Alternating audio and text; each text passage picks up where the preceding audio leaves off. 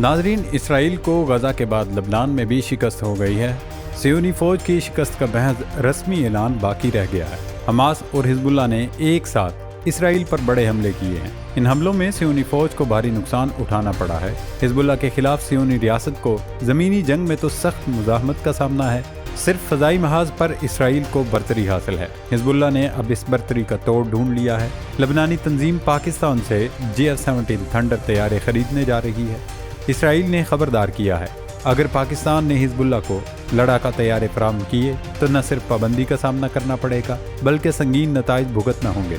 لبنانی تنظیم کس طرح سے پاکستان سے یہ طیارے خریدے گی؟ کیا براہ راست پاکستان سے طیارے لیے جائیں گے یا پھر کسی تیسرے ملک کے ذریعے خریداری کی جائے گی؟ اس سارے معاملے پر آگے چل کر تفصیلی ڈسکشن کریں گے۔ ناظرین، حماس نے جبالیہ کے علاقے میں اسرائیلی فوج پر ایسا کاری وار کیا ہے کہ صہیونی ریاست میں اس وقت کھلبلی مچ گئی ہے۔ ایرانی میڈیا کے مطابق القسام بریگیڈ نے جبالیہ کیمپ کے علاقے میں ایک عمارت پر دھاوا بولا۔ صہیونی فوجی اس عمارت کو اپنے عارضی ہیڈ کوارٹرز کے طور پر استعمال کر رہے تھے۔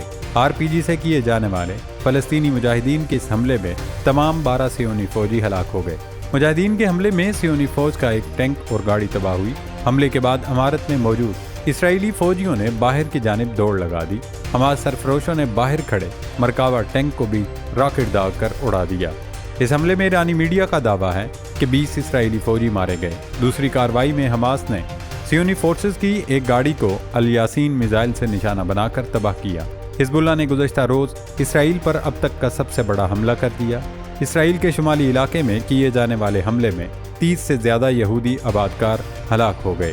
اسرائیلی میڈیا کے مطابق یہ شمالی اسرائیل پر حزب اللہ کے ہاتھوں حالیہ مہینوں میں ایک ہی دن میں ہونے والی سب سے زیادہ شہری ہلاکتیں ہیں، جس کے بعد مرنے والے شہریوں کی تعداد 39 ہو گئی۔ حیفا کے قریب داغے گئے راکٹ میں زیتون کے باغ میں کام کرتے مزدور بھی نشانہ بنے۔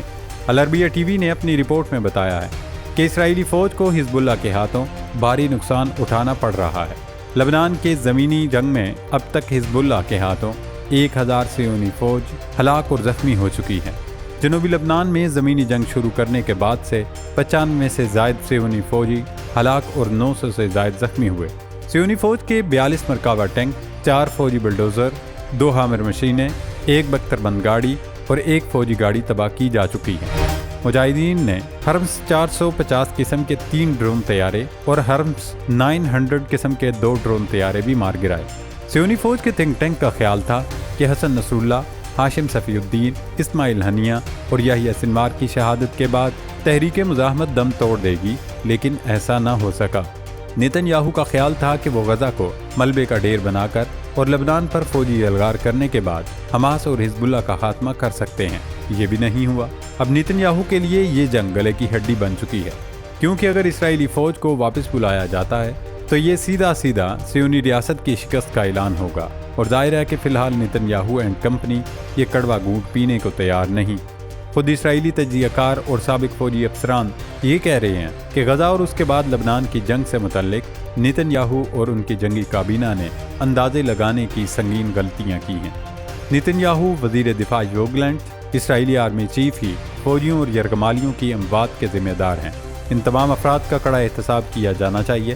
دراصل اسرائیل کو یہ بات معلوم ہونی چاہیے تھی کہ حماس، حزب اللہ، الشباب یا اس طرح کی مختلف تنظیموں کی پالیسی یہ ہوتی ہے کہ یہ فرد واحد کی شخصیت یا ذات کے پاس اختیار نہیں رکھتی، بلکہ مختلف لوگوں اور نچلی سطح تک اختیارات تقسیم کیے جاتے ہیں۔ ہر عہدیدار اپنے جانشین کے طور پر 3 لوگ تیار کرتا ہے تاکہ اگر وہ شہادت کی منزل پر فائز ہو سکے تو تحریک کا کام اسی جذبے کے ساتھ چلتا رہے۔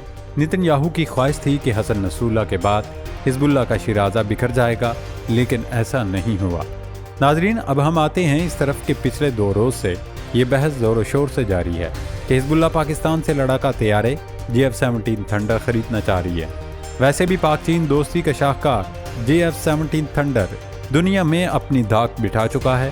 ان طیاروں نے صرف مختلف ملکوں میں ہونے والے ایئر شوز میں ہی اپنی صلاحیتوں کا لوہا نہیں منوایا، بلکہ باقاعدہ جنگوں میں ہونے والی ڈاگ فائٹ میں اپنی مہارت دنیا پر ثابت کر چکے ہیں۔ 27 فروری کا operation Swift retard JF-17 thunder طیاروں کا سگنیچر آپریشن بن چکا ہے۔ اس آپریشن کے بعد پوری دنیا میں ہی JF-17 تھنڈر طیاروں کا چرچا ہوا۔ اور عالمی برادری نے F-16 کے مقابلے میں یہ طیارہ خریدنے میں دلچسپی کا اظہار کیا۔ آپریشن سوئفٹ ریٹارٹ کے بعد آذربائیجان اور آرمینیا کے درمیان نگورنو کاراباخ کے علاقے میں ہونے والی لڑائی میں بھی استعمال ہوئے اور وہاں بھی جھنڈے گاڑ دیے۔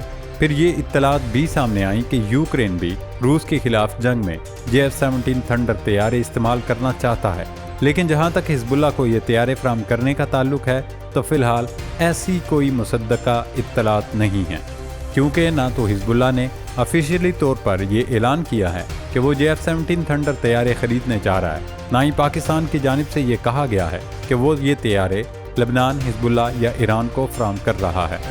البتہ چند روز پہلے آذربائیجان نے پاکستان سے ضرور پاک چین دوستی کا شاہکار F-17 تھنڈر طیارے خریدنے میں دلچسپی کا اظہار کیا تھا۔ نہ صرف دلچسپی کا اظہار کیا بلکہ دونوں ملکوں میں باقاعدہ معاہدے پر دستخط بھی کیے گئے۔ پاکستانی افواج کے شعبہ تعلقات عامہ یعنی ISPR کی جانب سے جاری پریس ریلیز میں کہا گیا کہ آذربائیجان کے صدر الہام علیوف کو حالیہ دورے کے دوران لڑاکا طیارے کی جنگی صلاحیتوں کے بارے میں بریفنگ دی گئی، اور صدر علیوف کے دورے کے بعد آذربائیجان کی درخواست پر پاکستانی فضائیہ نے باکو میں اپنا ایک دستہ تعینات کیا، جس نے ایشیا ڈائیو ایکسپو 2024 میں F-17 تھنڈر بلاک 3 کی صلاحیتوں کا مظاہرہ کیا۔ F-17 تھنڈر بلاک 3 ایک ایکٹیو الیکٹرانکلی سیکنڈری ریڈار اور لانگ رینج BVR سے لیس 4.5 جنریشن کا ملٹی رول لڑاکا طیارہ ہے، جو مختلف قسم کے جنگی مشنز میں حصہ لینے کی صلاحیت رکھتا ہے۔ اس طیارے کا پہلا آزمائشی ماڈل سن 2003 میں تیار ہوا اور پاکستانی فضائیہ نے سن 2010 میں F-17 تھنڈر کو پہلی مرتبہ اپنے فضائی بیڑے میں شامل کیا۔ یہ بلاک 3 4.5 جنریشن کا لڑاکا طیارہ ہے جو اب پاک فضائیہ کی ملکیت میں ہے۔ اس میں امریکی F-16، F-18 اور F-15 کی جیسی صلاحیتیں موجود ہیں۔ F-17 کا بلاک 3 انجن زیادہ طاقتور ہے، جس سے یہ میک 2000 کی رفتار سے دگنی سے زیادہ رفتار میں پرواز کر سکتا ہے۔ F-17 تھنڈر لڑاکا طیارہ پاکستان کے لیے اس وجہ سے بھی خاصی اہمیت کا حامل ہے کہ پاکستان اسے خود تیار کرتا ہے۔ پاکستان نے چین کی مدد سے ہی ان طیاروں کو بنانے کی صلاحیت حاصل کی، اور یہ طیارہ ایک ہمہ جہت کم وزن 4th generation multi role aircraft ہے۔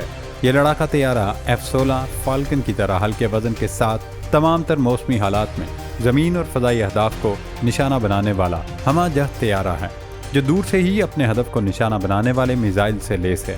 اسی صلاحیت کی بدولت BVR یعنی بیانڈ ویژول رینج سے بالاکوٹ واقعے کے بعد انڈین فضائیہ کے MiG کو گرایا، تو اس کے ساتھ ہی F-17 تھنڈر کو بھی خوب پذیرائی ملی۔ اس کے علاوہ اس طیارے میں جدید ریڈار نصب ہے، جو کہ بڑی خوبی گنی جاتی ہے۔ یہ طیارہ ہدف کو لاک کر کے میزائل داغنے کی صلاحیت رکھتا ہے۔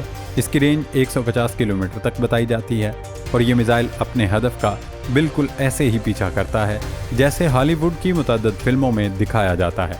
خیر جناب، اب پاکستان کی طرف سے آذربائیجان کو 8 F-17 تھنڈر طیارے فروخت کیے جائیں گے۔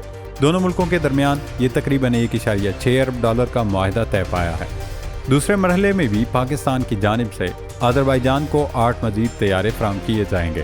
باقی جہاں تک لبنانی تنظیم کو لڑاکا طیارے دیے جانے کی بات ہے، تو یہ محض افواہ یا پروپیگنڈا ہی معلوم ہوتی ہے۔